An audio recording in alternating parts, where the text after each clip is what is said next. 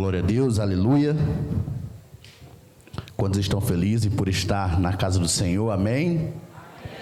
Gostaria que os meus irmãos abrissem as vossas Bíblias, Atos, no capítulo 16, verso 31.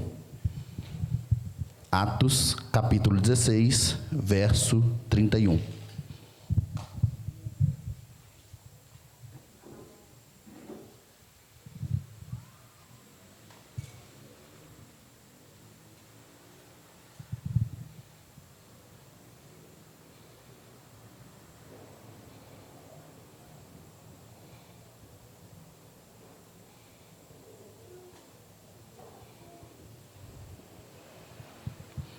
Todos encontraram? Amém? Que diz assim: E eles disseram: crer no Senhor Jesus Cristo e serás salvo tu e a tua casa. Vamos ler novamente. Vou contar até 3 e vamos todos ler. Na sua versão também, viu? E eles disseram: crer no Senhor Jesus Cristo e serás salvo. Glória a Deus. Meus irmãos, quando eu estava meditando na palavra de Deus, pela noite e pela madrugada, eu fiquei pensando o que falar, né? Mas culto da família, nada melhor falar do que família. Eu fiquei, Jesus, logo eu falar de família, não podia ser um pai já de idade, um senhor, mas meus irmãos me escolheram, né? E para a graça de Deus estou aqui. Sou grato a Deus, né, pela vida, pela saúde. Muitas das vezes a gente quer negar, né, mas Deus tem um chamado na minha vida e na sua vida. Amém? Meus irmãos, para começar, o que esse texto está dizendo, nós vamos falar o que ele vai se ater, um detalhe importante, quando eu estudei o que ele vai se ater, mas também temos que prestar atenção em um detalhe. Hoje nós estamos no culto da família, e a família tem sido um alvo veemente no dia a dia, no cotidiano. Quem assiste TV pode ver que a família, dia após dia, é atacada. Dia após dia, e as pessoas no mundo aí fora tentam destruir a família. A família está sempre sendo atacada através dos nossos filhos e até mesmo através de nós, quando deixamos de falar do amor de Deus para os nossos filhos. Mas o que eu quero me ater nesse texto é a respeito da salvação, porque esse texto vai dizer: crê no Senhor Jesus Cristo e serás salvo, tu e a tua casa. O primeiro ponto, nós como os crentes, será que nós estamos direcionando os nossos familiares a servir a Jesus? Vejamos, a questão não é somente direcionar, mas também ir no caminho. Porque para nós morrermos, que nem quando eu falava no culto da Força Jovem, às vezes a gente atravessa e vem um carro e bate nós. A morte é assim, ninguém sabe o dia que vai morrer. Por esses dias eu estava ali no hospital com a minha cunhada. Pode fazer, meu irmão, eu gosto, me concentro. Eu estava no hospital com a minha cunhada, e lá, eu fui lá, a pastora pediu para fazer uma oração por ela, e lá eu fazendo uma oração, a gente viu algumas pessoas, e aquelas pessoas que ali estavam, quando chegou a noite, já estavam mortas. 3 pessoas ali morreram. E aí eu fiquei pensando, eu conversando com a pastora, e eu fiquei pensando nessa questão: quantas e quantas pessoas não vão mais nos hospitais orar pelas famílias? As pessoas, não estou dizendo que a gente não deve procurar ajuda do médico, mas aquele depósito, né, que nem os velhos crentes vão dizer, o depósito que a gente faz pelos nossos filhos, pelos nossos familiares. A questão que a gente tem que levar no nosso coração, que nesse texto diz, é a necessidade da nossa família ser salva. E essa necessidade da nossa família ser salva, ela vem através de nós. Isso é a primeira coisa que tem que impactar. A partir de hoje eu sou crente. Beleza, mas não é ser um crente egoísta. Vou me salvar e os outros que se virem. Não, a necessidade é de nós começarmos a conduzir os nossos familiares. Eles começarem a ver Jesus em nós. Veja, o projeto família está lá em Gênesis 2:24. Portanto deixará o homem, seu pai e sua mãe, e unirá-se à sua esposa, e ambos serão uma só carne. Esse projeto, quem começou ele foi Deus. Deus fez um projeto para dar certo. Ele fez um projeto perfeito. Ele não fez um projeto com defeito. Mas quantas das vezes na nossa família nem tudo são flores? Às vezes tem umas brigas, umas discussões, e uma pequena coisinha tem crescido demais. O orgulho por pedir um perdão ou por dar um abraço, o orgulho de fazer uma ligação, ou até mesmo falar, tá tudo bem. O orgulho que muitas das vezes é por uma conta que foi feita. O apóstolo Paulo, ele até cita lá, um servo que ele até fala, Timóteo que deve, ele pede para perdoar a dívida. Filemon, né? Isso, Filemon e Onésio, isso daí mesmo. Mas muitas das vezes a gente não estamos perdoando tanto. Queremos sempre as mãos de Jesus, conversando com o pastor, mas nunca queremos a sua mente. Porque se a gente quer sempre as mãos, é como se a gente estivesse atravessando uma ponte e a gente olhasse para o céu e falar, Senhor, me ajude que eu atravesse essa ponte. Aí você vai lá e atravessa a ponte. Só que quando você atravessa a ponte, vai vir outra ponte na frente. Vai vir outra pedra, vai vir outra dificuldade. Mas nós nunca pedimos entendimento para poder passar por essa ponte ou pelo processo. E quantas das vezes as nossas dificuldades com os nossos familiares vêm justamente para nos fortalecer, fortificar. A palavra de Deus vai nos dizer aos nossos corações, para a gente sempre estar em constante oração, o dever de orar e nunca cessar, o dever sempre da gente estar buscando o melhor, porque eis que o mundo jaz maligno. É notório, a gente está indo na contramão daquilo que o mundo tem nos apresentado. E hoje, como um culto da família, eu quero trazer ao meu coração e ao seu coração também essa palavra de nós nos atermos à salvação da nossa família. Pensa comigo quanto que vai ser prazeroso. Vamos conjecturar aqui, você abrindo a porta do céu, aí chega lá, eu vejo o Luca. E aí, Luca? Vou ficar alegre? Vou. Mas já pensou você conseguir ver lá sua mãe, seu pai, seus irmãos? Que você se esforçou tanto. Às vezes ele estava perdido, ou às vezes pode até não estar, mas que você falou uma palavra e ele está lá no céu. Agora já pensou se for o inverso? Você alcançou a salvação, você abre a porta, você vai ver o Lucas, vai ver o Jonathan, o Mateus, mas nenhum dos seus familiares lá vai estar. Pensa, meu irmão, a tristeza. A palavra do Senhor vai falar sobre os nossos frutos. Queremos ser crente, mas não queremos dar fruto. João 15 vai dizer, a vara que não dá fruto, arranca e é jogada fora.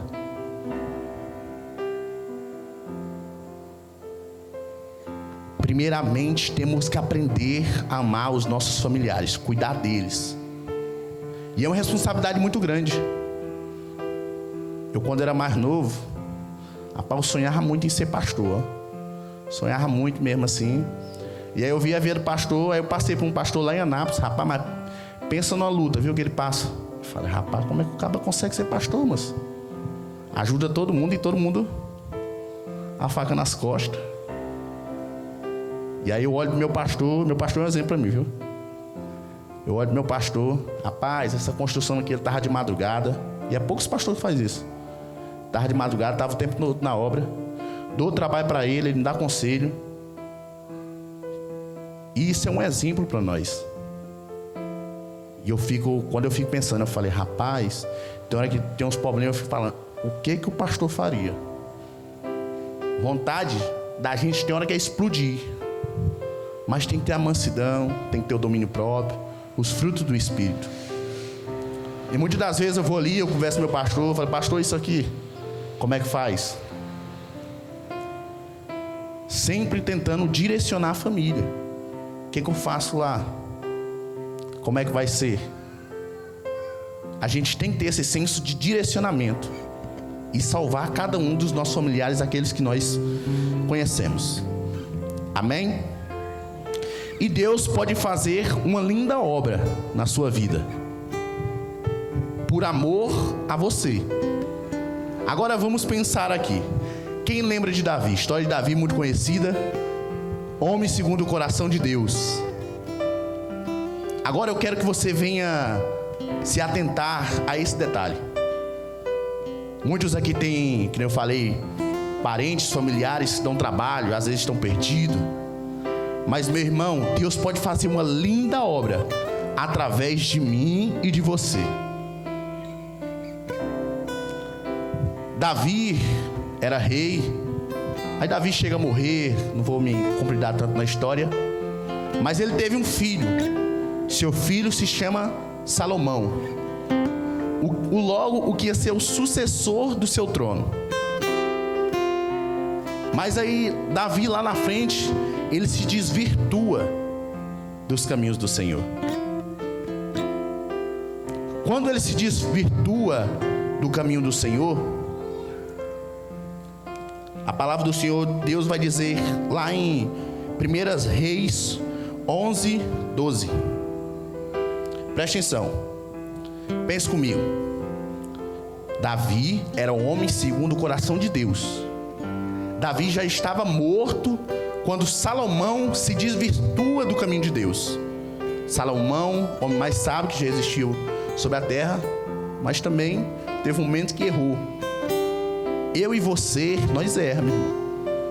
A diferença é que nós temos que voltar para os pés do Senhor. Mas eu quero que você venha se ater a esse detalhe. Que Davi, ainda quando estava com vida, ele orava muito pelos seus filhos. E Deus fez uma promessa a Davi. 1 Reis, no capítulo 11, verso 12, diz assim: Então o Senhor disse a Salomão: Já que é essa a sua atitude, e você não obedeceu à minha aliança e aos meus decretos, os quais lhe ordenei, certamente lhe tirarei o reino e darei a um dos seus servos. No entanto, por amor a Davi, seu pai,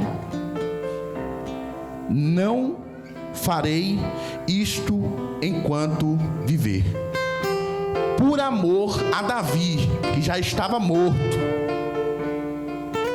orava, homem fiel, homem segundo o coração de Deus, mas por amor a Davi, Deus não fez nada com Salomão e nem puniu ali Israel, enquanto ele estivesse vivo.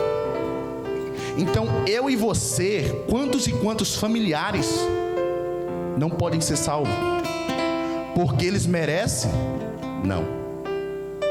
Mas por amor a nós.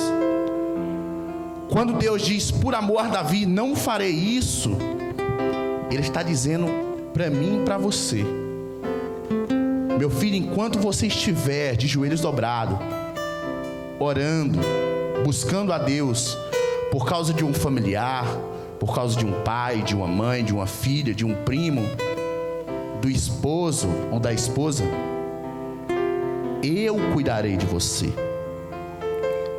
Eu vou sintetizar assim. Salomão, Deus dizendo para Salomão, né? Só não vou tirar tudo de você por causa do amor que eu tenho com teu pai. Por causa desse amor tão grande, Deus Deus não puniu ali a Salomão naquele momento. Então o que devemos aprender? Se nós estivermos sempre de joelhos dobrados, orando pelos nossos pais, pelos nossos filhos, pela nossa família, hoje é um culto da família, orando pela nossa família. Se estivermos sempre dando um depósito, colocando um depósito de oração a respeito dos nossos filhos, dos nossos familiares, Deus, por amor a nós que estamos servindo fielmente, Ele vai poupar. Não porque merecemos, nós não somos dignos, mas a graça do Senhor tem nos alcançado. Aleluia. Deus terá compromisso com os seus, porque aquele que tem compromisso com Ele, Deus terá compromisso com você. Deus terá compromisso com você, assim como teve compromisso com Davi. Devemos sempre também profetizar sobre a vida dos nossos irmãos, dos nossos filhos. Eu vendo ontem um testemunho de um pai que ele ia sempre buscar o seu filho era homossexual, e ele sempre buscava o seu filho naquele local. Ele olhava para o seu filho e ele não conseguia enxergar o seu filho como homossexual. Ele olhava e falava: você vai ser um pregador de Deus, você vai ser homem de Deus. Ele não olhava para a circunstância que o filho estava, mas ele sempre declarava: você vai ser homem de Deus, você um dia ainda vai ser servo de Deus. Eu posso não estar vivo, mas você um dia vai ser servo de Deus. Certo dia, esse homem, já pastor, ele falava isso: meu pai hoje não está vivo, mas todas as vezes quando ele me buscava, ele não me acusava, mas ele dizia sobre mim, ele falava sobre mim: você vai ser um servo de Deus, você vai ser um pastor. E assim se concretizou. A palavra do Senhor tem poder, e nós temos que profetizar sobre as nossas famílias, sobre os nossos familiares. Conversando com a mãe da Esther, ela falou que uma cidade, certa vez ela passava e tinha vários bares, e ela passava sempre profetizando, isso lá em Orilândia. Quem sabe ali no começo ali, ela passava todo dia lá para ir com elas para a igreja, e tinha muitos bares ali. E ela: Jesus, eu declaro em nome do Senhor Jesus, vai ser fechado. E ela começava a declarar isso, mas também começava a declarar: meu Deus, essa cidade é do Senhor. Às vezes a gente pode achar uma coisa pequena, né? Às vezes eu estou ali e ouço, mas o quão importante é, quando a gente vê nas Sagradas Escrituras, você vê sempre pessoas declarando que aquela cidade vai ser de Jesus, que aquele ambiente é de Jesus. Mas nós hoje não fazemos isso. Eu digo por mim mesmo. O quanto que nós temos orado, quanto jejum,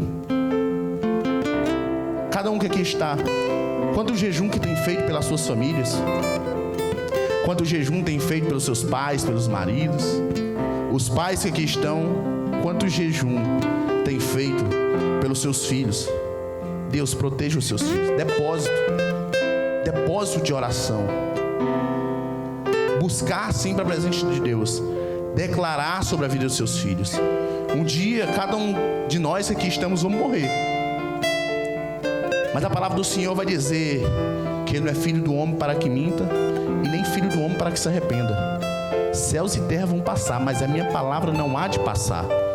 Se Ele declarar sobre a sua vida, Ele vai fazer.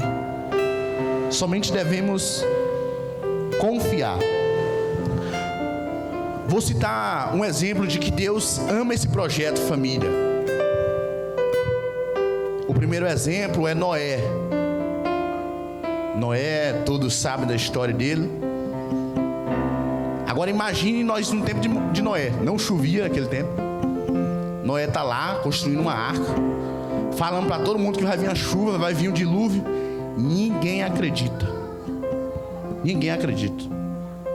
Eu penso que até mesmo, às vezes, os seus filhos e a sua esposa, às vezes duvidavam, porque não chovia. Mas o mais interessante é que quando Gênesis 7, verso 1, quando a arca está pronta, Deus tem um compromisso com Noé, né? E ele chama Noé: entra tu e a tua família. Gênesis 7, versículo 1 diz assim: depois disso, disse o Senhor: Noé, entra tu e toda a tua casa na arca, porque vi que era justo diante de mim nesta geração. Noé sendo justo, a família dele foi salva. Projeto de Deus, família. Depois a arca se fecha, a família foi salva. Projeto de Deus.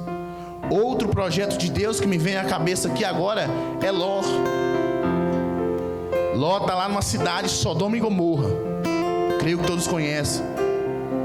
Cidade onde os homens comiam, bebiam, se davam em casamento, faziam o que eles queriam. Era tudo segundo a vontade deles. Deus então vê um homem justo lá, vê Ló. Manda 2 anjos aí até a casa de Ló, a falar com Ló. Deus ama esse projeto, família. Está lá em Gênesis 19, versículo 16. Quando Ló chega, os anjos chegam lá e falam para Ló: Ló, vamos sair dessa cidade, porque essa cidade aqui, ela vai ser destruída, e todas essas aqui próximas vão ser destruídas. Elas vão todas ser destruídas. Deus tem um projeto tão grande com a família de Ló, que quando eles avisaram, só que eles demoravam. A palavra do Senhor vai dizer em Gênesis 19, versículo 16: ele, porém, demorando-se, aqueles homens lhe pegaram pela mão, e pela mão de sua mulher e de suas filhas, e sendo-lhe o Senhor misericordioso, tiraram-no e puseram para fora da cidade. Homens fiel, Noé e Ló, até aquele momento. E Deus amava esse projeto família, e salvaram ambos. Lendo no decorrer da Bíblia, se você for ler, vai ter vários projetos de família sendo salvo. E no culto da família temos que nos ater sempre a esses detalhes. Família. Ah, Vinícius, mas você falou de 2 homens justos, Noé e Ló, né? Que confiaram ali no Senhor. Também tem uma história de uma mulher que ela era desacreditada da sociedade, por nome Raabe. Raabe era uma prostituta. Deus ordena a Josué destruir Jericó. Quando ele chega nessa cidade, está lá essa mulher, ela é uma prostituta. Fala: Senhor. Ela começa a implorar a Josué: tem misericórdia de mim. Me faz uma promessa, diz que não vai matar meus familiares, meu pai, minha mãe, meus irmãos. Eu, na minha mente, sempre quando leio essa passagem, eu fico imaginando aquela mulher chorando aos prantos, porque quando as pessoas iam naquele tempo destruir a cidade, eles matavam tudo, destruíam tudo. Eu imagino aquela mulher chorando, uma mulher desacreditada, uma prostituta. Mas Josué falou: está fechado. Mas porém, traz toda a tua família para dentro da tua casa e coloca um lenço vermelho. Agora imagine aquela mulher chegar nos pais dela, nos irmãos, uma mulher com uma prostituta, e falar para todo mundo assim: vamos lá para casa que vai ser destruído aqui tudo. Qual a credibilidade que ela tem? Nenhuma, né? Mas eu fico imaginando a garra que aquela mulher fala. Quando ela chega e ela fala para aquela mãe, para aquele pai, para aquele irmão, o desespero que ela fala, a convicção tão grande que ela fala, eu fico imaginando, as pessoas viam Jesus nela, viu que ela tinha se transformada, ela viu algo, ela foi transformada, a convicção. E a palavra do Senhor vai dizer que quando os soldados estão passando ele olha o lenço na casa e eles não atingem aquela casa. O que eu falo para você hoje: traga a sua família para dentro da casa. Traga a sua família para a igreja, para dentro da casa de Deus. A palavra do Senhor vai dizer: o quão bom e suave que os irmãos estejam em união. E em união é estar aqui, é estar com Cristo, é aprender cada dia mais e mais, é aprender, é vir aqui na EBD, escola dominical, uma escola sem igual, um merchan aqui, né? Mas é aqui onde a gente aprende muito da palavra de Deus. A gente vai tendo conhecimento em ser um bom esposo, em ser um bom servo, em ser um bom marido, em ser um bom filho. Para as mulheres também, ser uma mulher virtuosa. Creio que aqui todas são, em nome do Senhor Jesus. Mas é trazendo a sua família para casa, é tendo um entendimento que vem do céu, direcionado para os preleitores que vêm aqui, para o pastor. Temos que estar aqui. Um dia tudo isso vai acabar. Assim como eu comecei, um dia nós vamos morrer. A questão não é somente morrer, é se você vai estar salvo, se nós vamos estar salvos. Temos que se preocupar cada dia mais e mais com a nossa salvação. Aleluia. Glória a Deus. Meus irmãos, aí quer dizer que é só trazer a família que está salvo? Não, não é. Não é só trazer a família. Nós vemos aqui que homens de Deus se posicionaram. Noé, ele foi o primeiro a se posicionar na sua casa. Num ambiente que não era favorável, ele falando que ia chover, mas não chovia naquela época. Ló também, ele foi um homem de Deus, foi o primeiro a se posicionar na sua casa. Vamos embora, Deus mandou os anjos aqui, vai ser destruída. Raabe foi ali a mulher que se impôs, se posicionou. Então aqui nós aprendemos que nós devemos ser o primeiro a se posicionar da nossa casa. Sempre a gente gosta que as pessoas ora por minha família, ora por mim, ora por não sei quem, ora ali. Mas o primeiro a orar tem que ser nós. O véu foi rasgado, a gente tem livre acesso de orar ao nosso Senhor, dobrar os nossos joelhos e buscar a sua presença. Mas não vai achar que é só em casa não, viu, meus irmãos? Que a Bíblia fala pra gente se congregar. Não vai achar, não, eu oro a Deus lá em casa, eu não preciso ir para a igreja não. E eu falei o conhecimento, eu vou achar onde? Quando tiver dúvida. Por isso que Deus constitui pastores para nos ensinar. E nós temos que vir aqui bonitinho, como ovelha, aprender todo dia. Tem dúvida, liga pro pastor. Deus chamou ele, né, para isso, aí ele tem que me atender. Glória a Deus. Meus irmãos, então, quando nós aprendemos que nós temos que ser o primeiro a se posicionar,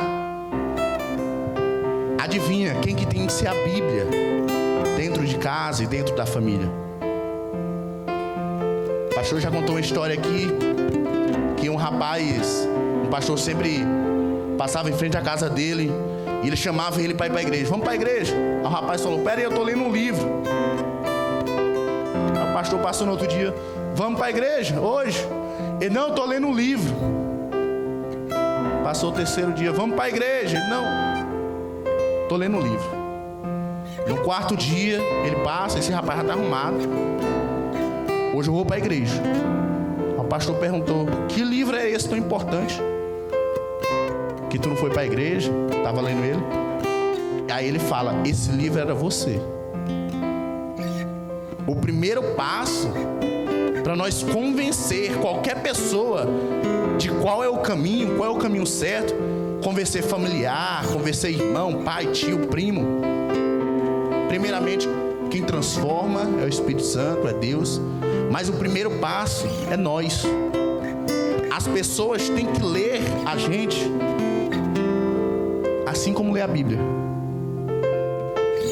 Nós temos que ser a Bíblia aberta dentro de casa. Quando as pessoas olhar para uma pessoa que era estressada e agora ela fala calminho, não tem como você não dizer que ela não foi transformada.